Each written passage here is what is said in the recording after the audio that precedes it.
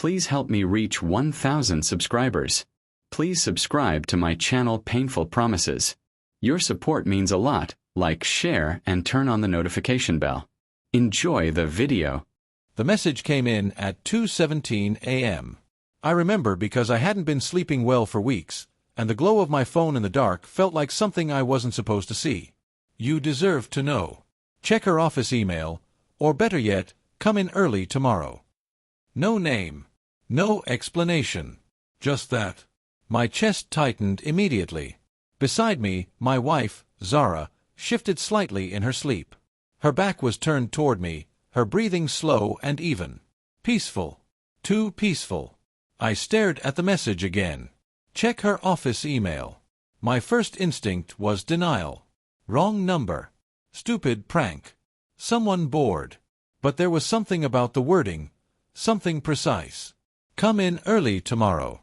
Whoever sent it knew where she worked. Knew something. And now, so did I. The life I thought I had. Zara and I had been married for 3 years. Not perfect years. But stable. Comfortable. The kind of relationship where silence didn't feel awkward and routines felt like home. She worked at a mid-sized firm, corporate operations, something I never fully understood but always respected. I ran a small consulting business that had its ups and downs. We weren't flashy. We weren't dramatic. We were normal. At least, that's what I thought. But over the past few weeks, something had been off. Subtle at first. Then harder to ignore. The small things. It started with missed calls. I'd call her after work. No answer. Then a text would come 10 minutes later. Sorry, was in a meeting. At first, I didn't question it. But the meetings started happening more often. Later in the evenings. Sometimes even on weekends. Then came the phone habits. She used to leave her phone anywhere, on the table, on the couch, sometimes even forget it in another room. No. It was always with her. Screen facing down. Notifications silenced. If I walked into the room, she'd subtly tilt it away. Not obvious enough to accuse. But enough to notice. The first doubt. I hated myself for noticing. For even thinking about it. Because once that door opens, it doesn't close easily. You start connecting things. Creating patterns. Questioning moments that once felt harmless. Like the night she came home late, smelling faintly of cologne, not mine. Or the time she laughed at her phone, then quickly locked it when I asked what was funny. Just work stuff, she said. Always work. Always an explanation.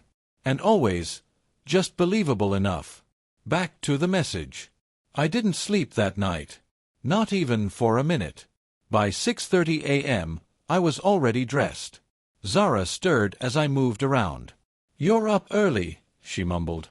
Couldn't sleep, I said. She didn't question it. Just rolled over and went back to sleep. I stood there for a moment, looking at her, wondering when things had started to feel distant. Then I left. The office. I had been to her office a few times. Mostly for events. Casual visits. Never unannounced.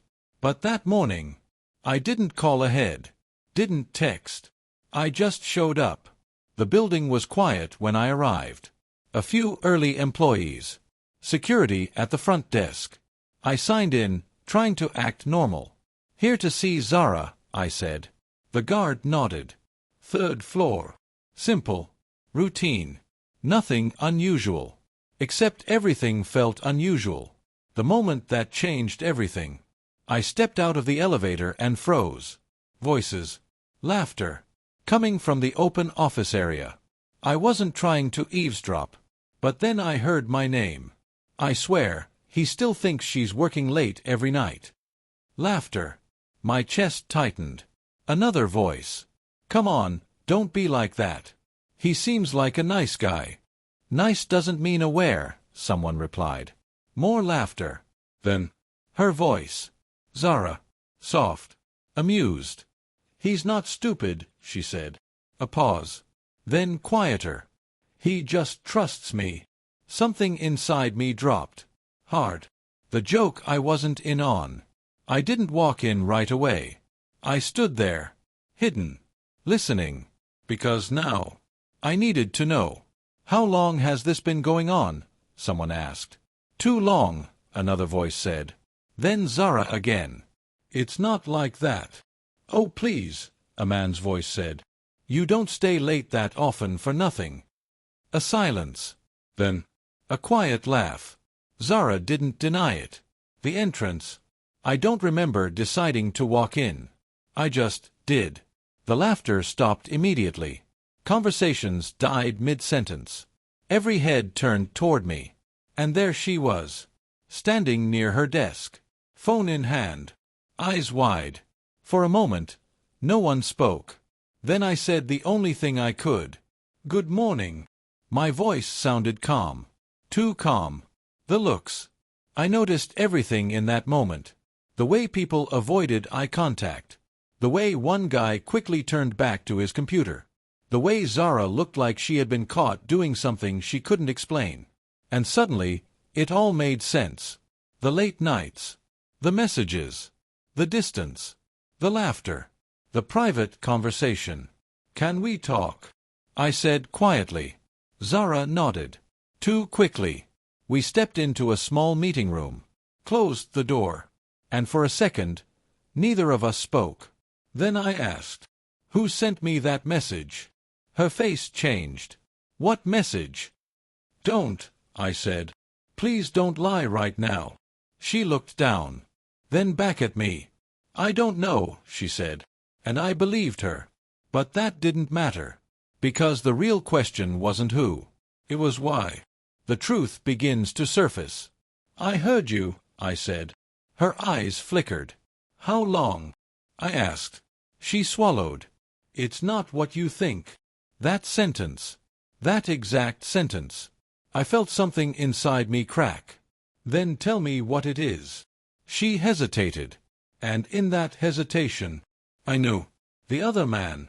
It started as just work, she said. Of course it did. She winced. That's not fair. Neither is lying to your husband. Silence. Then finally, it's not serious. I laughed. A hollow, empty sound. Not serious. I repeated. You're having an affair, and your defense is that it's not serious? It's complicated, she said. It's really not. The man behind the curtain. Who is he? I asked. She didn't answer right away. Then, quietly, Rizwan. The name meant nothing to me, but the weight behind it did. Does everyone know? I asked. Another silence. That was answer enough. The humiliation. They laugh at me, I said. It wasn't a question. She looked at me, eyes filled with something I couldn't read. Sometimes, she admitted, that hurt more than the affair. Not the betrayal, not the lies, but the fact that I had become a joke. The breaking point. I felt it then. Not anger, not rage, just clarity. I won't make a scene, I said. I'm not asking you to. I'm leaving, I interrupted. Her eyes widened. Wait. No, I said.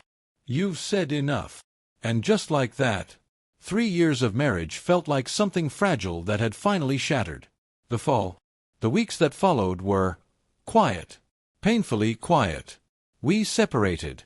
No dramatic fights. No shouting. Just distance. Lawyers. Papers. Conversations that felt like negotiations instead of emotions. But the worst part, the memories. Every moment we had shared now felt questionable. Was she already pulling away then? Was she already lying? Was any of it real? The unexpected turn. Months later, I got an opportunity. A contract. Then another. Then a partnership. My business started growing. Faster than I expected. Faster than I was ready for. And eventually, it led me back to a place I never thought I'd return to. Her company. The irony. They were struggling. Financial issues. Leadership problems. They needed someone to step in. To restructure. To fix what was broken. And somehow, that someone was me. The return. Walking back into that office felt different. Not because of the place, but because of who I had become. I wasn't the man they laughed at anymore. I wasn't the husband who trusted blindly. I was the one in charge. The faces that changed. They saw me differently. All of them. The same people who had laughed, whispered, turned away. Now they stood straighter, spoke more carefully, watched their words. And Zara, she couldn't even look at me at first. The final confrontation. We spoke eventually. In the same building. Different roles. Different people. I didn't expect this, she said quietly. Neither did I. I'm sorry, she added. I believed her. But it didn't change anything. The ending. I didn't take revenge. Not the way people expect. I didn't humiliate her. Didn't expose her. Didn't ruin her. I just did my job. And made sure I never forgot who I was. Or who they thought I was. Because sometimes, the most powerful thing you can do is become someone they can't laugh at anymore. If you've ever been underestimated or made to feel small, tell me your story in the comments. And don't forget to subscribe.